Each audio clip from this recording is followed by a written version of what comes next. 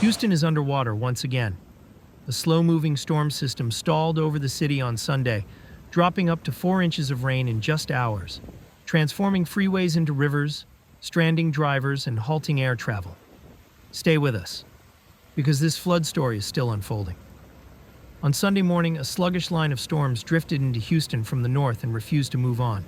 In a matter of hours, they unloaded 1 to 4 inches of relentless rain across Harris County.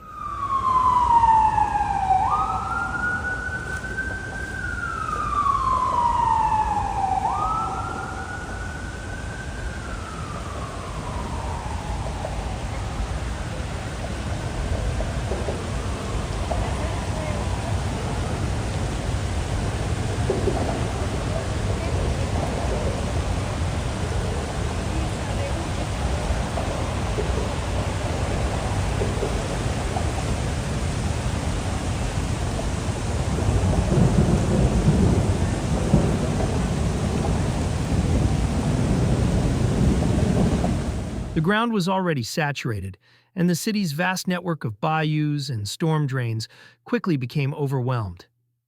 The impact was immediate and severe.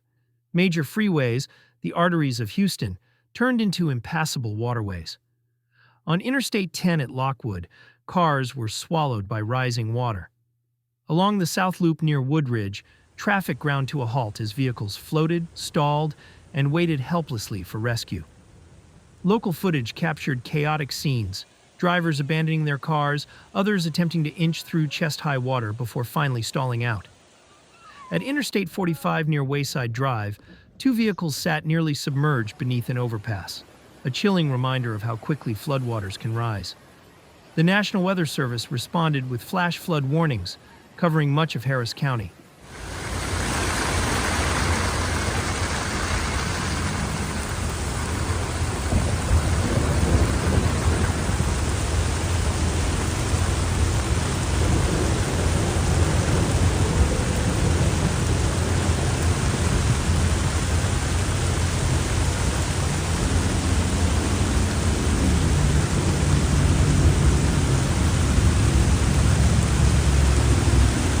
From Pasadena and Pearland to Deer Park, Bel Air, and downtown Houston.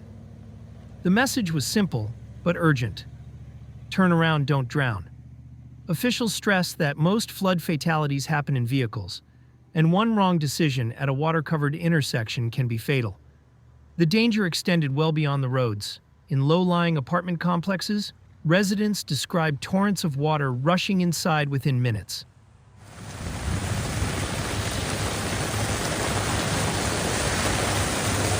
What are you doing, man? Wow.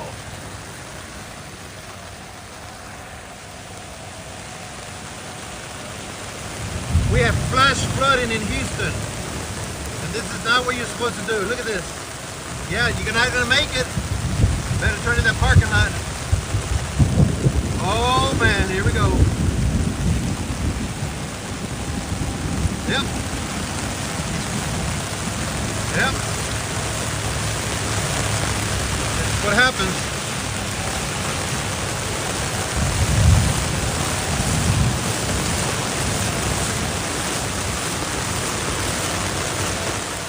Six to 8 inches of water pooled on floors, leaving families scrambling to gather belongings and protect their children. For some, the damage was so severe that management began relocating tenants to new units on the spot. Meanwhile, Houston's airports ground to a halt. Both George Bush Intercontinental and Hobby Airport saw flight operations suspended during the heaviest downpours. By the end of the day, more than 170 delays were logged, along with cancellations and diversions. Once again, a local storm had triggered a ripple effect across the entire national air travel system. While storms tapered off Sunday evening, the danger did not disappear. A weak summer cold front continued to fuel scattered thunderstorms across southeast Texas into Labor Day.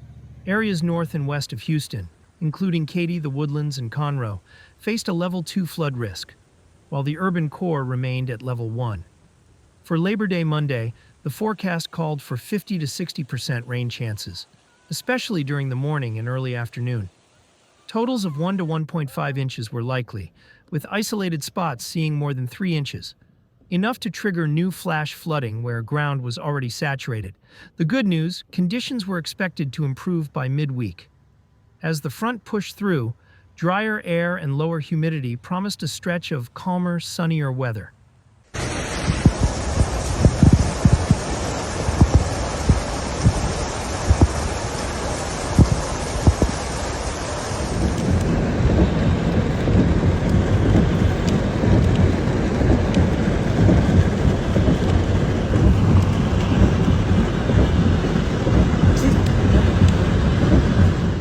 By Tuesday, only a slight 15% chance of rain remained, and by Wednesday and Thursday, sunshine and highs in the low 90s were forecast. For weary residents, that window of dry skies will be a crucial chance to begin cleanup and recovery. This is not just about one storm. Houston's geography makes it uniquely vulnerable. Low elevation, flat terrain, clay-rich soils that drain poorly, and a sprawling urban landscape built atop fragile bayou systems. Each time heavy rain arrives, the city relives the same painful lesson.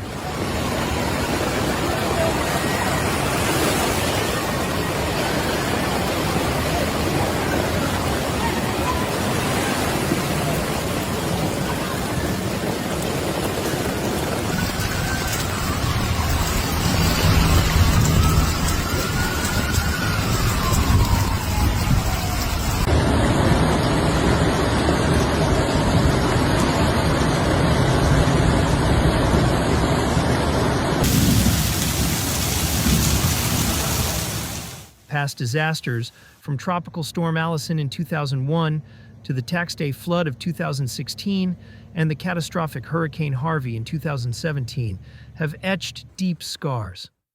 And yet, every new event reminds Houston just how thin the line is between ordinary rain and devastating flood.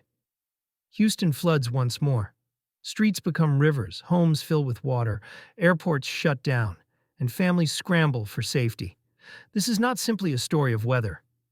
It is a story of survival, resilience, and a city forced again and again to confront nature's power.